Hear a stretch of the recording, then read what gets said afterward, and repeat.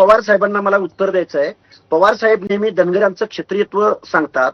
मला पवार साहेबांना एका प्रश्नाचं उत्तर त्यांच्याकडून घ्यायचं आहे की तानाजी मालुसरे हे योग्य होते की नाही. मग तानाजी मालुसरेंच्या कम्युनिटीला कुठल्या प्रवर्गातून आरक्षण मिळतं, तर ते शेड्यूल्ड ट्राईब्स मधून मिळतं. बेहेरजी नाईक शिवाजी महाराजांच्या सैन्यामध्ये हेर खात्याचे प्रमुख होते, त्यांना कुठलं रिझर्वेशन मिळतं, तर विजय एनटी अप्रवर्गातलं मिळतं. नाभिक समाजामधले जीवा महाले शिवा काशीद हे शिवाजी महाराजांच्या सैन्यामध्ये लढता लढता त्यांनी आपल्या जीवाची कुर्बानी दिली. मग त्यांना कुठलं आरक्षण मिळतं, तर ते ओबीसी मधून मिळतं.